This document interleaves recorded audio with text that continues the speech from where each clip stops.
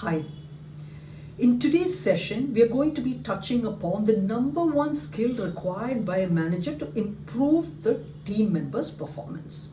This is inspired by the teachings of Kenneth Blanchard and Spencer Johnson. The material was called 1 Minute Manager. Now, there are 3 secrets to improve performance. What are those 3 secrets? One is goal. You need to have a clear goal because it shows you direction. So the manager needs to ensure that every team member has a clear goal or target. Then appreciate or praise. So after performance, if the team member is given good performance, then you need to appreciate or praise. And if it's bad performance, definitely you need to reprimand or scold. Now let's understand this ABC model. What is A? A is for activators, B is for behavior, and C is for consequence. Activators are those actions which a manager does before the performance. And behavior is during the performance, what the behavior is. And consequence is, the actions of the manager after the performance.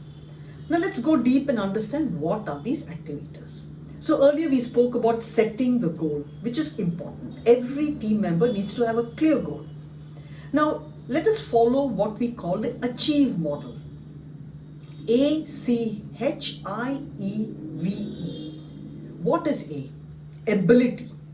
C is for clarity. H is for help. I is for incentive. E is for environment. V is volatility. And V is evaluation. So this is what you mean by the achieve model. Now let's go deeper and understand what does each of this mean. Now the first one, ability. First you need to ask, does your team member have the ability to perform? If not, then training needs to be provided. Only then as a manager you can expect result. Second is clarity of goals. Does each of your team member have a clear goal? Is the target given clearly by the management? That means expectation of the management is clear. What is good performance? Clarity of what good performance is. Third one is help, H. Have you helped your team member at every stage? Have you provided the required infrastructure and resource? Then we have incentive. Do you have an incentive model if performance is reached to motivate the team member to move forward? Environment. Do we have the right environment for the employee to perform? Or is there too much of noise disturbance, or the working relationship with the other staff is toxic? Or is it conducive to a good working environment? Volatility. Has each of your team member understood the reason why they're doing this activity? Understanding the why, the purpose, the larger picture is very important to each team member for performance. Evaluation. Does the employee or the team member know what is good performance? Is there clarity? What is it expected by the management? What do you mean by good performance? Has the target been reached? Have we evaluated and found out why the target has not been reached? Next, B for behavior. Now this is the actual behavior during the performance. Okay? Performance should result in the expected result. Managers should give targets, performance criteria to every staff. Every performance should be observed and it should be measurable. You cannot evaluate, you cannot give feedback if it is not measured. And appropriate action should be taken if the performance is not up to the standards. Training should be given if there is lacking in how to do it. Delegation of responsibility, regular training and regular follow-up. So from the manager's side, these 3 aspects are very important. Delegating responsibility. So what do you mean by delegation of responsibility? So it's not just about dumping your work on your team member. It is about giving the power to even make decisions. So first as you train, you show how it is done, and then you delegate the responsibility to your team member, where you are giving the power to your team member to even make decisions. And that is what you mean by delegating responsibility. Regular training. So consistent regular training is important to keep on upgrading the skill for performance, and regular follow-up. The number one challenge in companies today is managers do not follow up on the tasks that have been delegated. Now the third aspect, consequence. Okay, consequence is what happens after performance. So you can have positive consequence or you can have negative consequence. Positive consequence means praising, acknowledging the performance, and it should be immediate, it should be measurable, it should be specific. It should not be a general statement like you've done a good job. It should be a very specific statement.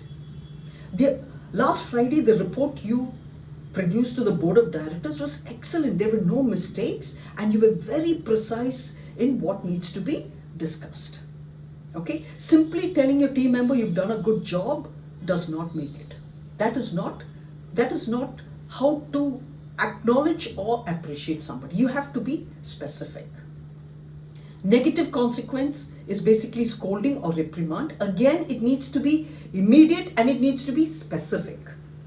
You cannot tell somebody, you're always late.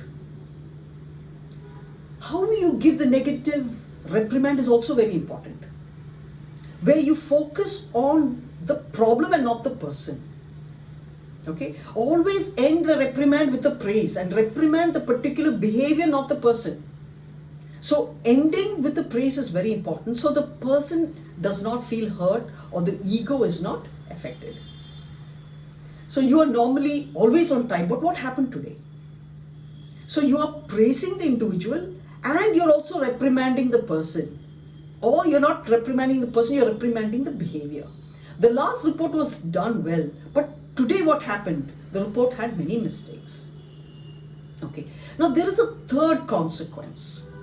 So we spoke about how the manager should give feedback. It should be either positive consequence or negative, which is scolding. There is one more consequence which is the most popular and most managers do this, that is ignoring. So irrespective of what performance the team member has given, as a manager you have ignored that. You've ignored to give feedback. You've not given positive or negative, and that has the worst impact on the team member, where the performance will crash. So normally when you ignore, what happens? Initially, the team member or the employee will try harder, thinking he has not been noticed. Then the manager still does not respond or does not give feedback. Then what happens is the performance immediately drops. Okay, so gaining your team's respect and trust is very important to maintain team performance. And I believe that creating team spirit, okay, a collaborating team that collaborate with each other, is the number one quality of a manager.